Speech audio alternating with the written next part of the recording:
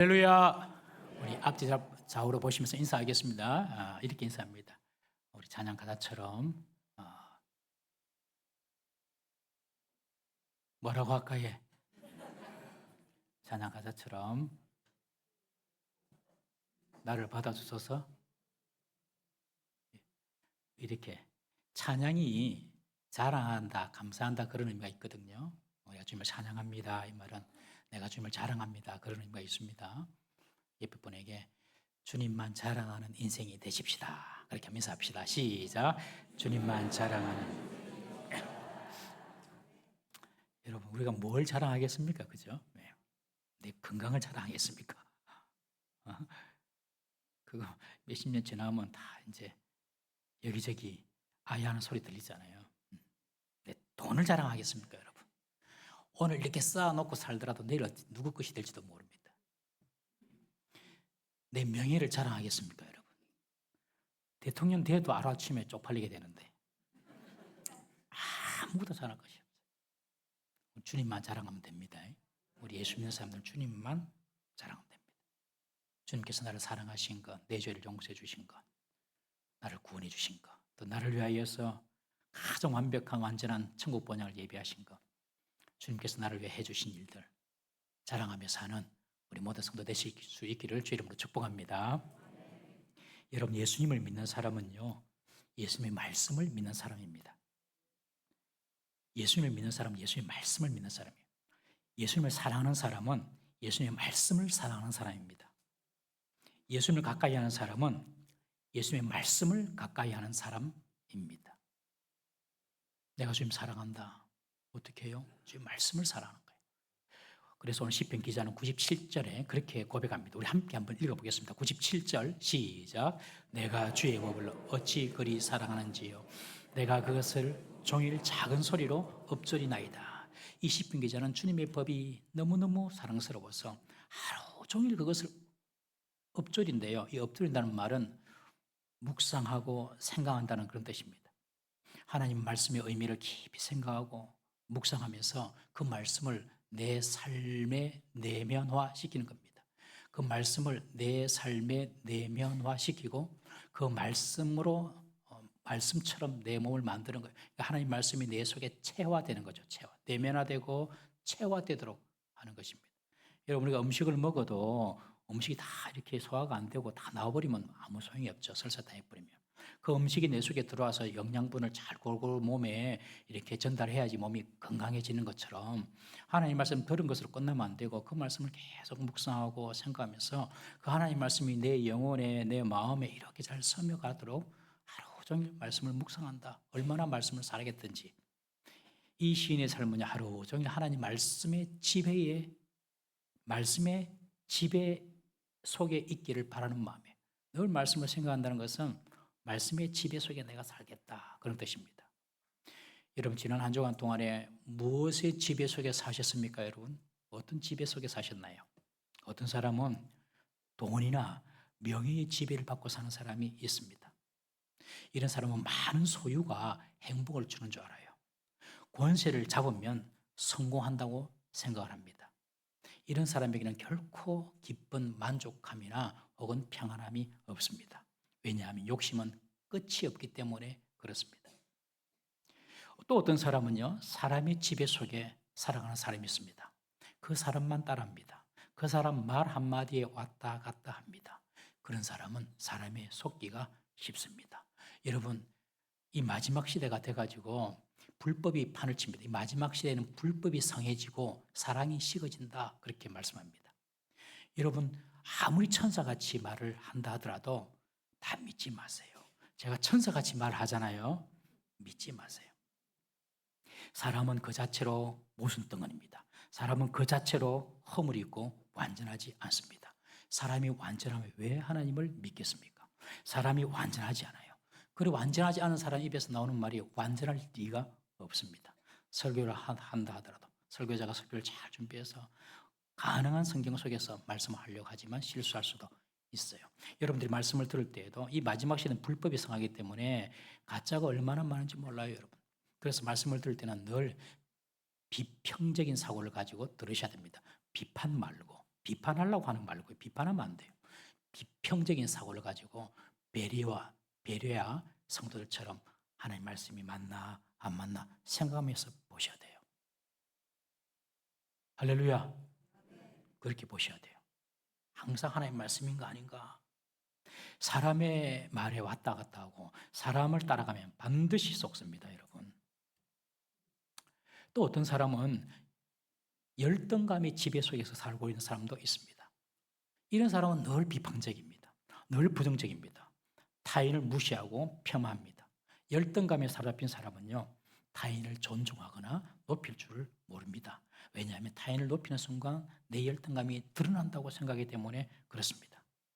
이렇게 열등감이 지배를 받고 있으면 새로운 도전을 하지 못합니다. 작은 어려움에도 핑계대며 포기해 버립니다. 여러분, 이런 열등감 속에 지배를 받고 빠지지 말기를 바랍니다.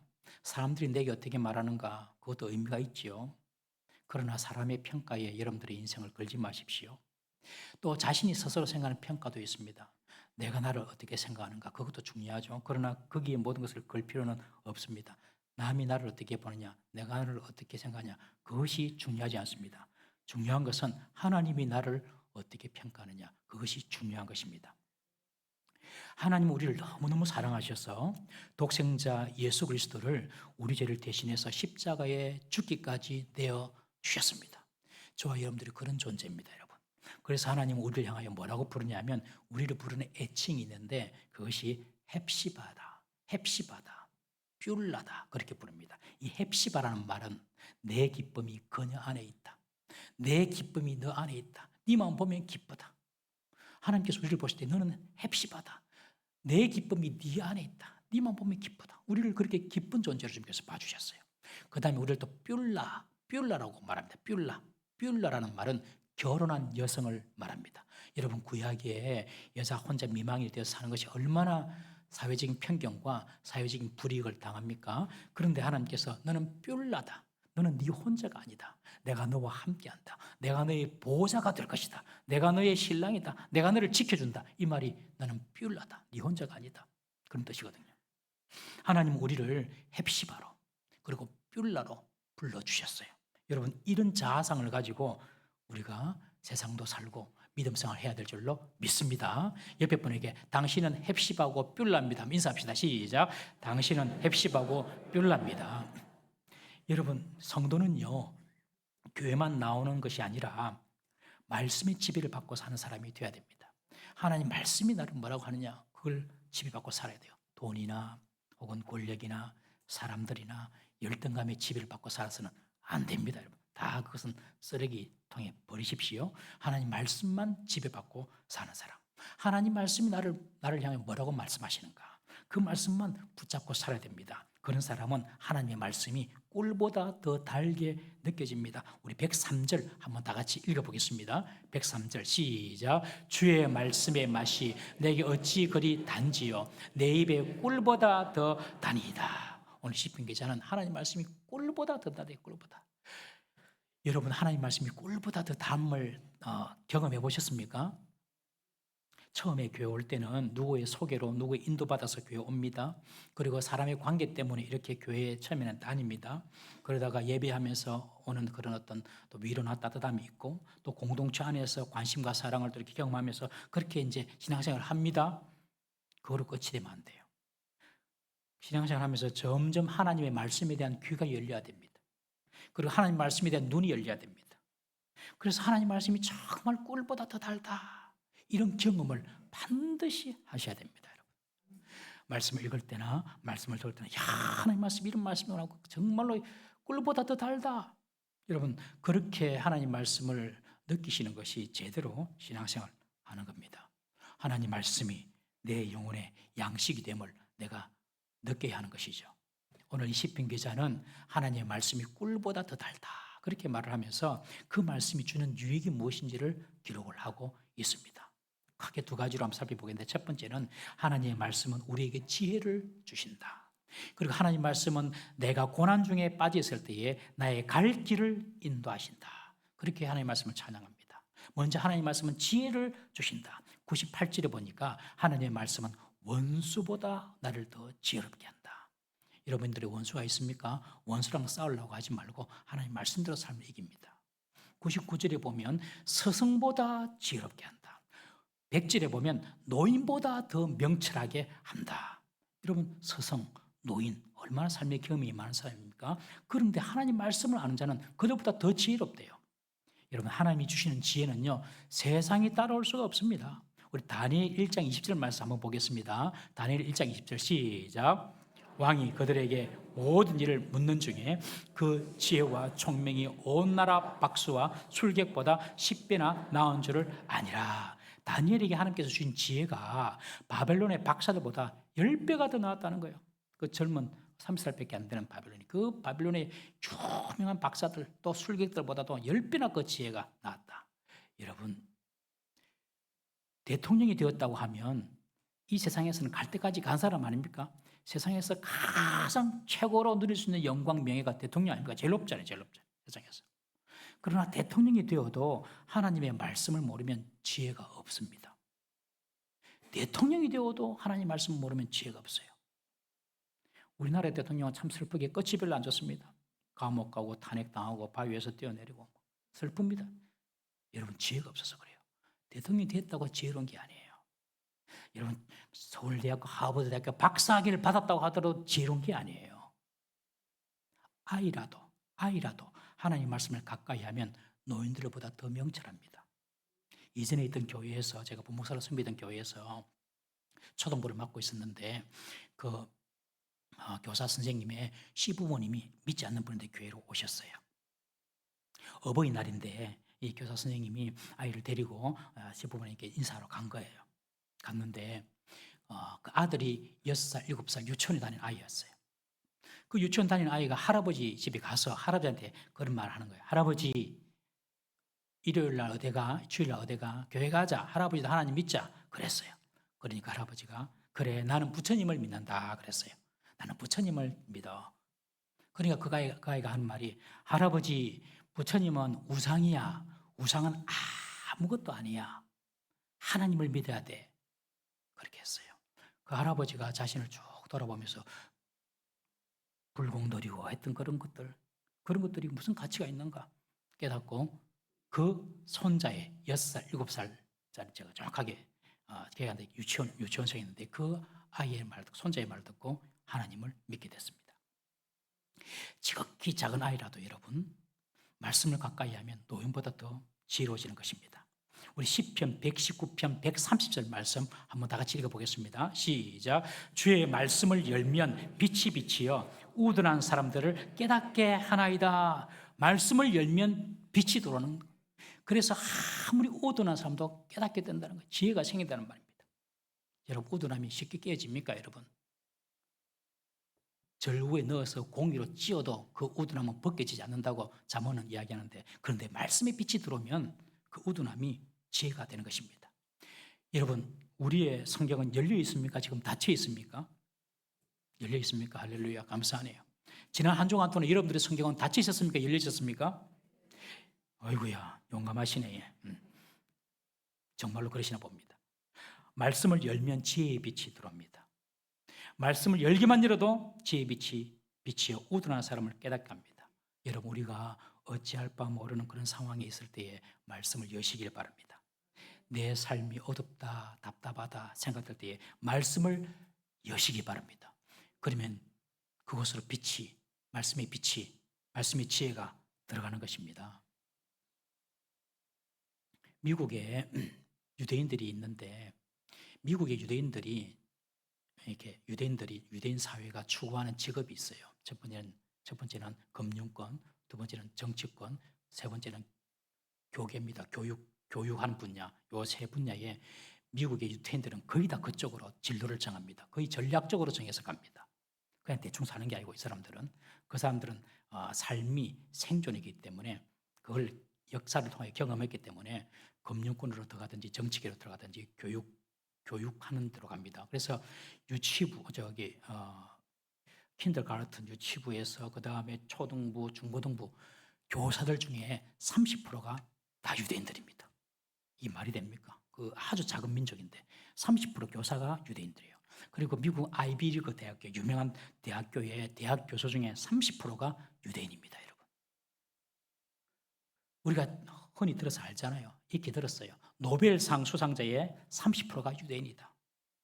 그들은요, 어릴 적부터 철저하게 토라, 모세오경, 토라라는 말의 뜻은 가르치다라는 뜻이거든요. 모세오경의 그 성경을 어릴 때부터 읽게 하고 암송하게 합니다. 철저합니다, 이 말씀 교육은. 여러분, 여호와를 경외하는 것이 지혜의 근본이고 거룩하신 자를 아는 것이 명철임을 믿으십시오. 우리 부모들은 자녀들이 어쨌든 말씀을 열고 말씀을 가까이 하도록, 말씀을 배울 수 있도록 힘써 줘야 합니다. 여러분, 세상의 학문이나 지식이 주는 지혜도 있어요. 그러나 그런 것들은 이 땅에 살아갈 때 잠시 도움이 되는 것뿐이죠. 영원하지 않습니다, 여러분. 그러나 하나님이 말씀이 가르쳐주는 지혜는요, 이 땅에 관한 지혜만이 아니라 이 땅의 지혜로 알 수 없는 영원함에 대한 지혜를 가르쳐 줍니다. 지난주에 장례식이 있었습니다. 우리 이천미 집사님 모친 장복순 어머님이 98세로 천국 가셨습니다. 오늘 이곳에 오신 분들은 다 98세 이상은 사시길 바랍니다. 아유, 목사님 무슨 저주를 그러지 말고, 건강하게 98세, 할렐루야. 건강. 우리 교회는 연세 드신 분이 많기 때문에 함부로 천국 가면 안 됩니다. 끝까지 교회를 지켜야 됩니다, 여러분들. 이 땅에 할 일이 너무 많아요. 할 일이 많아요. 여러분, 어떤 스승이 죽음 이후의 삶을 가르쳐 줄 수가 있겠습니까? 유명한 이야기가 있잖아요. 공자에게 제자가 찾아와서 스승님, 정말 내세가 있습니까? 정말 하늘나라가 있습니까? 그렇게 질문했습니다. 그러니 공자가 하는 말이, 이 사람아, 내가 지금 내생도, 지금 금생도 내가 알지 못하는데 어떻게 내세를 알겠느냐? 그러나 성경은 가르쳐줘요. 한 번 죽는 것은 사람에게 정한이 치고 그 후에 심판이 있느니라. 천국과 지옥이 있다는 사실을 분명히 말합니다, 여러분. 믿습니까? 성경만 분명히 이야기하죠. 그걸 아는 사람이 지혜로운 사람이죠. 학교 다니지 못해서 글자도 모르는 그런 어르신들도 인생이 어디서 왔고 또 어떻게 이루어지고 어디로 돌아가는지 아는 것이 지혜인 것입니다, 여러분. 그냥 유명한 대학교 박사학위 받았다고 되는 것이 아니고 인생이 어디서 왔고 또 인생이 어떻게 이렇게 이루어지고 또 인생이 어디로 돌아가는가, 그것을 아는 것이 지혜예요, 지혜. 여러분, 세상에서 가장 지혜로운 사람이 누군지 아십니까? 예수 믿고 하나님의 말씀을 아는 사람이 가장 지혜로운 사람인 줄 믿으시길 바랍니다. 영적인 원리를 알고 영적인 세계를 아는 사람. 여러분, 죽고 난 뒤에 천국과 지옥이 있음을 믿으십니까? 우리는 다 천국 갈 사람 아니겠습니까, 여러분? 그 믿음 가지고 사시는 거죠. 우리 또 지난주에 우리 김정자 집사님 동생이 소천하셨어요. 제가 가서 이제 함께 기도를 한번 했는데 그 동생이 아들, 그러니까 조카죠. 혹시 오셨어요, 여기 오늘? 손 한번 들어보실래요? 아직 계시네요. 우리 김정자 집사님 조카예요. 지난주 아버지가 돌아가셨어요. 근데 이 친구가 오늘 왔네요. 일을 사천에 산다 그랬죠. 사천에서 직장생활 하는데 목사가 와서 기도해 줬다고, 그리고 또 장로님이, 우리 서장로님이 또 복음을 전해주고, 옛날에 신학생활을 했다는 거예요. 신학생활을 했다가 학생 때 안 하고 있었는데 아버지 소천하면서 아버님 장례하면서 목사가 와서 기도했다고 감사해서 온 거예요. 사천에서 온 사람 손 한번 들어보세요. 바로 이 앞에서 오면서 사천에 왔어요. 우리 앞으로 믿음 생활 잘하라고 박수로 한번 격려합시다. 감사합니다. 꼭 하나님 붙잡으시기 바랍니다. 여러분, 세상이 가르쳐줄 수 없는 지혜를요, 성경은 가르쳐줍니다. 그 지혜를 아는 사람이 지혜로운 사람이에요. 진짜 지혜로운 사람이에요. 여러분, 사람이 만든 물건에는 모두 제품 사용 설명서가 있지 않습니까? 자동차를 사더라도 어떻게 자동차를 관리해야 될지, 아니 전자제품 작은 거 하나 사더라도 사용 설명서가 있습니다. 바로 하나님의 말씀이 인생 사용 설명서입니다, 여러분. 하나님 말씀대로 살아야 됩니다. 하나님 말씀대로 살아야지 지혜로워지고 현명하고 바르게 살 수가 있습니다. 너무 세상을 복잡하게 생각하지 마십시오. 너무 여러분들의 지혜를 또 세상의 세속적인 그런 처세술을 따르려고 하지 마십시오. 하나님 말씀대로만 살면 그 인생은 지혜로운 인생이 되는 것입니다. 그래서 오늘 이 시편 기자는 하나님의 말씀을 가까이 함으로 내가 원수보다 노인보다 스승보다 더 지혜롭다. 그렇게 고백할 수 있는 겁니다. 두 번째로 말씀의 유익은요, 악한 길로부터 보호해 줍니다. 우리 101절 말씀 한번 읽어보겠습니다. 101절 시작. 내가 주의 말씀을 지키려고 발을 금하여 모든 악한 길로 가지 아니하였사오며. 하나님 말씀을 지키려고 하면요, 악한 길은 저절로 차단됩니다. 여러분, 하나님 말씀을 지키면 악한 길이 갈 리가 없어요. 얼마나 세상에 거짓과 유혹이 많습니까 여러분? 세상이 얼마나 옳은지 그른지 분별하기 어려운 시대로 우리가 살고 있습니까 여러분? 저도 하루에 몇 통씩 이렇게 보이스피싱이 전화가 와요. 안 받아요.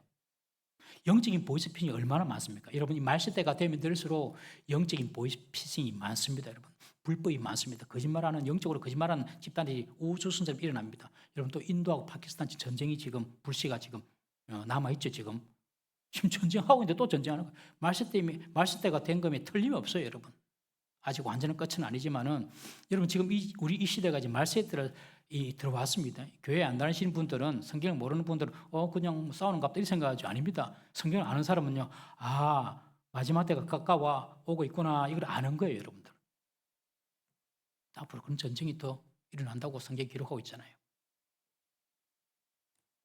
이 마지막 시대에 판을 치는 것이 이단 사이비입니다. 여러분, 불법입니다. 불법이 성하고 사랑은 식어집니다. 그것이 말세의 현상입니다. 교회의 사랑이 식어들면 안 됩니다. 여러분, 우리 동물삶교회는 사랑이 식어지면 안 됩니다. 우리 목자님들이 전화도 하고 연락하고 그래 하는 거 너무 귀찮게 생각하지 마세요. 귀찮게 생각하지 마세요. 다 관심이 있어서 그렇게 하는 겁니다. 여러분, 옛날보다 얼마나 사랑이 많이 식어졌습니까? 교회도. 옛날에 한번 교회 오면요, 집에 갈 생각 안 했지 않습니까? 한번 해보셨잖아요. 와가지고 봉사하고 섬기고 또 전예배 드리고 마치고 또 교제하고. 여러분, 사랑이 식어지면 안 됩니다. 그리고 세상 마지막이 될수록 불법이 성해집니다. 그래서 뭐가 옳고 그른지 분별하기가 어려워요. 그때 하나님의 말씀을 가까이 하고 있으면은 이런 불법을 구분할 수가 있는 것입니다. 여러분, 시인의 인생길에도 이런 여러 가지 난관과 대적들의 위험이 있었습니다. 109절, 110절에 보면 그는 언제나 위험에 노출되어 있었고 악인들은 시인을 넘어뜨리려고 함정을 파놓고 있었습니다. 그때 시인은 하나님의 말씀을 붙잡았습니다. 여러분, 고난이 있고 어려움이 있을 때에 우리가 돌아갈 곳은 하나님의 말씀이고 붙잡아야 될 것은 하나님의 말씀입니다. 105절, 유명한 말씀이죠. 우리 한번 읽어볼까요? 105절 한번 읽어보겠습니다. 읽어봅시다. 시작. 주의 말씀은 내 발의 등이요 내 길의 빛이니이다. 주의 말씀은 내 발을 밝히는 등이고 내 길의 빛입니다. 여러분, 캄캄한 밤길을 가는 사람이 등불이 없으면 어떻게 가겠습니까? 여러분, 밤 야간에 운전해 보십시오. 야간에 운전할 때 라이트가 안 켜져 있으면 얼마나 운전하기가 힘듭니까? 큰일 나죠. 여러분, 한마디로 주의 말씀은 우리 인생길을 비추는 조명과도 같은 것입니다. 여러분, 조명 켜고 살아야 됩니다. 조명 끄고 살면 안 되고 조명 켜고 살아야 됩니다. 그것이 늘 하나님 말씀으로 자신을 돌아보고 늘 주의 말씀을 가까이 하고 사는 삶인 것입니다. 사람이 왜 수렁에 빠지고 왜 고난의 길을 걷습니까? 하나님이 말씀하시는 지시대로 살지 않기 때문에 그렇습니다. 가라는 곳에는 안 가고 가지 말라는 곳에 가고 하라는 것은 안 하고 하지 말라는 것만 합니다. 그래서 인생이 고달프고 고난을 만나고 수렁에 빠지는 것입니다. 주의 말씀이 우리 인생의 조명입니다. 조명. 말씀과 함께 살아야 됩니다. 때로는 하나님의 말씀에 인도하심을 받는다 하더라도 예상치 못한 어려움과 고난을 당할 때도 있습니다. 갑작스럽게 질병이 찾아온다든지 예기치 않은 사고를 당한다든지 사랑하는 사람과 이별의 고통을 겪는다든지 자녀에 대한 염려와 근심이 있다든지 혹은 경제적인 어려움으로 공경에 처한다든지 그것도 아니면 느닷없이 허무한 생각이 들어가지고 더 살고 싶은 생각이 없다, 이런 생각이 들어올 때가 있습니다. 분명히 이번 주간에 그런 분 얘기 있을 거예요. 살고 싶은 생각이 별로 없다, 사는 낙이 없다, 이런 생각이 들 때가 있습니다. 인생은 고난이 파도같이 밀려옵니다. 여러분, 파도는 한 번 왔다가 맙니까? 또 오고. 여러분, 그것이 인생입니다. 파도 같은 이런 고난 가운데 우리는 무엇으로 이길 수 있겠습니까, 여러분? 그것이 바로 말씀입니다. 그리고 기도입니다. 106절 한번 읽어보겠습니다. 106절입니다. 시작. 주의 어려운 규례들을 지키기로 맹세하고 굳게 정하였나이다. 107절 시작. 나의 고난이 매우 심하오니 여호와여 주의 말씀대로 나를 살아나게 하소서. 109절 시작. 나의 생명이 항상 위기에 있사오나 나는 주의 법을 잊지 아니하나이다. 지금 이 시인은 고난과 고통과 칠흑 같은 어둠의 길을 지나가고 있어요. 주님, 내 고난이 너무 지금 심합니다. 주님 말씀대로 나를 좀 살려주십시오. 기도합니다. 나의 생명이 항상 위기 가운데 있사오니 나는 주의 법을 잊지 아니하겠나이다. 여러분, 위기와 고난 가운데 성도들이 해야 할 일이 뭐냐면 하나님의 말씀을 지키는 겁니다. 그리고 하나님께 기도하는 겁니다. 말씀과 기도가 위기를 통과하게 하고 고난을 이기게 합니다. 꼭 기억하셔야 됩니다. 다윗을 보십시오. 사울이 다윗을 죽이려고 군사를 풀어가지고 추격하지 않습니까? 다윗은 10년 동안 쫓겨다니면서 도망다닙니다. 그런데 이 다윗과 그를 따르는 무리들이 한 굴의 깊은 곳에 숨어 있었어요. 그런데 보니까 이 사울이 그 굴로 들어와가지고 낮잠을 청하고 쉬고 있네요.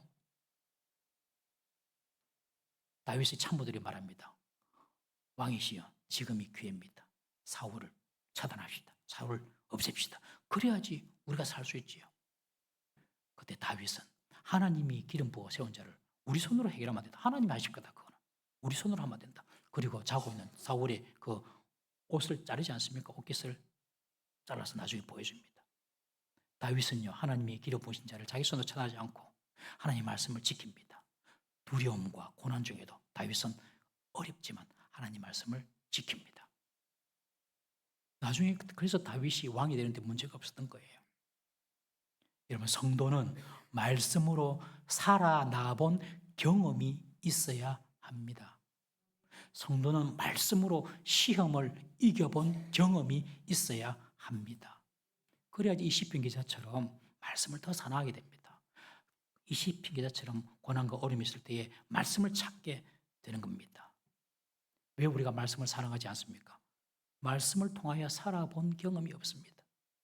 말씀을 통하여 이겨본 경험이 없습니다. 그냥 문제 있고 위기 있으면 그냥 인간적인 방어, 인간적인 생각으로 다 처리해버려요. 그리고 말씀을 찾지 않습니다. 여러분, 어떠한 고난이 있고 어떠한 위기든지 다 종류는 다르겠지만 답은 하나입니다. 말씀을 펴서 봐야 됩니다. 그리고 그 약속의 말씀을 붙잡아야 됩니다. 그리고 오늘 시편 기자처럼 주님, 주의 말씀대로 나를 살아나게 하소서 기도하는 것입니다. 그러면 고난을 통과할 수 있고 위기를 이겨낼 수가 있는 겁니다. 시인은 고난 중에 말씀을 지키고 기도를 드리며 또한 입으로 자원하는 제물을 드리겠다고 고백합니다. 우리 108절 말씀을 읽겠습니다. 108절입니다. 시작. 여호와여 구하오니 내 입이 드리는 자원 제물을 받으시고 주의 공의를 내게 가르치소서. 지금 고난 중입니다. 위기 중입니다. 적군이 지금 내게 함정을 파고 내가 빠지길 기다리고 있습니다. 악한 원수들이. 그때 이 시인은 말씀으로 돌아오고 말씀을 붙잡고 기도하면서 내 입술의 자원 제물을 하나님께 드리겠습니다. 여러분, 입술의 자원 제물이 무엇입니까? 입술로 드리는 제물, 그것은 찬송과 감사입니다. 찬송과 감사. 여러분, 잘 되고 흥할 때만, 형편이 좋을 때만 찬송하고 감사하는 것이 아닙니다. 여러분, 고난 중에 더 찬송하고 더 감사드리는 겁니다. 그것이 입술의 자원 제물입니다. 여러분, 우리가 고난 중에 하나님을 찬양하고 고난 중에 하나님께 감사할 때 하나님은 더욱더 영광을 받으십니다. 시편 50편 23절에 감사로 제사를 드리는 자가 나를 영화롭게 한다. 형편이 좋을 때요? 아니요. 형편이 잘 풀릴 때요? 아니요. 힘들고 어려울 때 하나님께 감사하면 하나님 더 기뻐 받으시고 그 영광을 누리신다는 거예요. 여러분, 우리에게 고난이 있습니까? 우리에게 위기 가운데 있습니까? 이렇게 생각하십시오. 아, 하나님이 지금 나로부터 내 입술의 제물을 받기를 원하시는구나. 지금 하나님이 더 큰 영광을 받으시려고 나로 하여금 이 고난과 위기를 통과하게 하시는구나 생각을 하고요. 하나님께 감사의 찬양을 드려보십시오. 하나님 감사합니다. 하나님 영광 받으십시오. 반드시 하나님이 그 고난을 통과하게 해주십니다. 오늘 어버이 주일인데 부모님께 맛있는 거 사드리고 용돈도 드리는 것도 그것도 참 감사하고 중요한 일입니다만은 부모님, 지금까지 저희들 이끄시고 살게 해주셔서 감사합니다. 부모님 사랑합니다. 입술의 고백을 한번 꼭 드려보시기를 바랍니다. 다른 좋은 선물보다도 입술을 잃어서 부모님을 인정하고 감사하고 부모님을 사랑한다고 고백할 때에 정말 부모님이 받으시는 최고의 선물이 될 겁니다. 오늘 부모님이 생일하시는 분들은 꼭 그렇게 해보입시다. 소리가 억수로 작네. 해보입시다. 어머니 감사합니다. 아버지 감사합니다. 부모가 나한테 해준 게 뭐가 있는데요? 그러지 말고. 부모가 복을 줘서 사는 게 아니라니까요. 우리는 하나님이 복을 주셔서 사는 전체입니다. 하나님은 우리 영적인 아버지입니다. 그래서 주의 말씀에 순종하는 겁니다. 그러면 부모가 얼마나 기쁘겠어요. 여러분 고난 중에도 감사의 제목을 가지고 감사해 보십시오. 그 고난을 통과할 수 있는 힘을 얻게 될 것입니다. 그리고 나서 시인은 마지막에 자신의 결단을 선포합니다. 112절 한번 읽어보겠습니다. 112절 오늘 보면 112절 시작. 내가 주의 윤례들을 영원히 행하려고 내 마음을 기울였나이다. 시인은 내 마음의 무게중심을 이제 주의 말씀에 기울이겠습니다. 내 마음을 주의 말씀에 기울이겠습니다. 여러분 삶의 무게중심이 어디에 있나요? 지금 우리는 어디에 있습니까? 하나님 말씀에 우리 마음의 중심을 두기를 주의 이름으로 축복합니다. 이것이 바로 예수님의 삶이고 예수님의 기도였습니다. 예수님의 삶은요, 공생의 3년은 자의적으로 사신 삶이 아닙니다. 구약에 예언된 그 선지자의 예언된 글을 그대로 행하시고 성취하시는 삶이었어요. 예수님 혼자 자기 생각대로 사신 삶이 아니었어요. 구약이 예언된 대로 그 말씀을 성취하시는 삶이었습니다.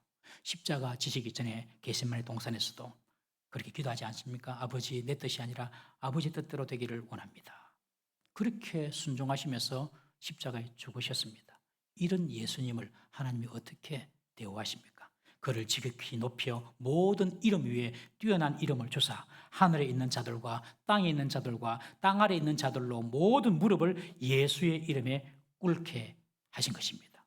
여러분 우리의 마음 중심이 말씀에 가 있고 우리의 마음 중심이 하나님께 가 있으면요, 하나님께서 우리를 그렇게 세워주시고 하나님께서 우리의 결국을 형통해 하실 줄 믿으시기를 바랍니다. 우리 마음 중심이 하나님께로 말씀으로 기울어져 있어야 돼요. 항상 무엇을 하든지 특별히 고난과 위기 가운데 있을 때는 말씀으로 돌아가셔야 됩니다. 말씀을 펴셔야 됩니다. 꼭 그렇게 하시는 우리 성도 되시기를 주의 이름으로 축복합니다. 시편 119편을 통하여서 오늘 이제 마지막 말씀인데요, 시인이 얼마나 말씀을 사랑하고 말씀을 지키기를 힘썼는지 보았습니다. 우리는 정말 이 시편 기자처럼 그렇게 말씀을 소중히 여기고 있는지 한번 돌아봐야 할 줄로 믿습니다. 챗GPT 인공지능 챗GPT에게 어떤 사람이 물었어요. 네가 만약에 사탄이면 말씀을 가까이 하지 않고 사람들이 말씀을 멀어지도록 어떻게 하면 되겠냐 하고 물어봤어요. 챗GPT에게. 챗GPT가 말하는 것을 제가 들었는데 하나도 틀린 게 없어요. 한번 여러분들 동영상 소치를 한번 보시겠습니다. 한번 띄워주십시오. 크리스천들이 성경을 못 읽게 하려면 어떤 전략을 펼 것 같아? 내가 만약 사탄이라면 이 시대의 크리스천들이 성경을 읽지 못하도록 하기 위해 아주 저렇게 컴퓨터가 말을 하는 거예요. 다 맞는 말이죠. 제가 봐도 다 맞는 말이에요. 하나님을 가까이 못하게 합니다. 그것은 말씀을 가까이 하지 못하게 합니다. D.L. 무디는 자신의 성경책에 이런 말을 써놓았다고 합니다. D.L. 무디가 성경책에 쓰여진 말, 자기가 쓴 말이에요. 이 책이, 이 성경이 당신을 죄로부터 멀어지게 하든지 아니면 죄가 당신을 이 성경으로부터 멀어지게 할 것이다. 이 성경이 당신을 죄로부터 멀어지게 할 것인지 아니면 죄가 당신을 이 성경으로부터 멀어지게 할 것이다. 여러분 죄를 가까이 하면 당연히 말씀이 싫어지고 멀어집니다. 그러나 말씀을 가까이 하면 죄가 싫어지고 죄를 멀게 하는 것입니다. 말씀을 가까이 하십시오. 아침부터 시작하시기 전부터 말씀을 가까이 하시고 오늘 시편 기자처럼 말씀을 하루 종일 묵상하고 공부를 하든지 직장에서 일을 하든지 무슨 일을 하든지 늘 말씀의 지배를 받도록 여러분들이 한번 애를 써 보십시오. 그러면 하나님께서 여러분들을 지배하시고 통치하십니다. 독일이 유럽의 강대국 아닙니까? 독일이 유럽의 강대국이 된 이유도 작년에 종교개혁지를 탐방하면서 그런 말씀을 하시더라고요. 저는 종교개혁이 단순히 그냥 종교 안에서만 일어나는 개혁인 줄 알았는데 그게 아니에요. 독일 전체를 바꿔버렸어요. 생활 전체를, 전반을. 유럽 전반의 생활을 다 바꿔버린 것이 종교개혁인데 16세기 마틴 루터가 라틴어를 독일어로 번역을 할 때부터입니다. 라틴어를, 성경을 독일어로 라틴어를 번역해요. 라틴어는 고우니까 어렵잖아요. 사람들이 안 읽었어요. 그런데 독일어로 번역하니까 사람들이 너도 나도 성경을 읽기 시작한 것입니다. 성경을 읽기 시작하면서 문맹이 사라졌어요. 독일에서. 문맹이 사라지고 세계 최초로 종합대학교가 독일 하이델베르크에 있습니다. 독일 하이델베르크, 거기서 최초로 종합대학이 생기고 독일의 교육이 바뀌기 시작했습니다. 그래서 강한 독일이 세워진 거예요. 여러분, 인생의 문제 앞에서, 인생의 삶, 인생의 고난길 앞에서 여러분 우리가 찾아야 할 것이 바로 하나님의 말씀인 것을 꼭 기억하십시오. 하나님의 말씀을 엎조리고 묵상하는 것입니다. 여러분, 사람이 고난의 시간에 들어가게 되면 주변에서 들리는 말들이 많습니다.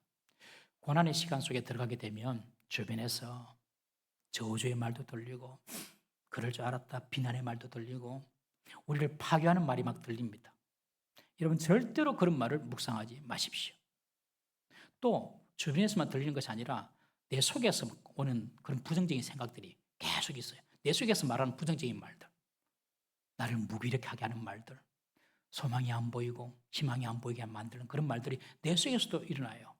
여러분, 사람의 비방이나 저주는 듣지 마십시오. 내 속에서 일어난 나를 무기력하게 하는 말들도 여러분들 무시하십시오. 오직 우리가 들어야 될 말은 하나님의 말씀입니다. 성경을 펴서 말씀을 읽으십시오. 그리고 그 말씀을 묵상하십시오. 그 말씀이 나를 지배하게 만드십시오. 반드시 하나님께서 이기게 해 주십니다. 우리 동부산교회 성도님들은 말씀의 사람이 될 수 있기를 주의 이름으로 축복합니다. 우리 마지막으로 시편 1편 1절에서 3절까지 한번 보겠습니다. 시편 1편 1절에서 3절까지 함께 다 같이 읽어보겠습니다. 시작. 복 있는 사람은 악인들의 꾀를 따르지 아니하며 죄인들의 길에 서지 아니하며 오만한 자들의 자리에 앉지 아니하고 오직 여호와의 율법을 즐거워하여 그의 율법을 주야로 묵상하는도다. 그는 시냇가에 심은 나무가 철을 따라 열매를 맺으며 그 잎사귀가 마르지 아니함 같으니 그가 하는 모든 일이 다 형통하리로다. 아멘. 말씀을 가까이 하는 자에게 모든 일이 합력하여 형통하게 되는 것입니다. 여러분, 그렇게 말씀을 가까이 하며 살아가는 저와 여러분 되시기를 주의 이름으로 축복합니다. 우리 다 같이 한번 동서남 기도하겠습니다.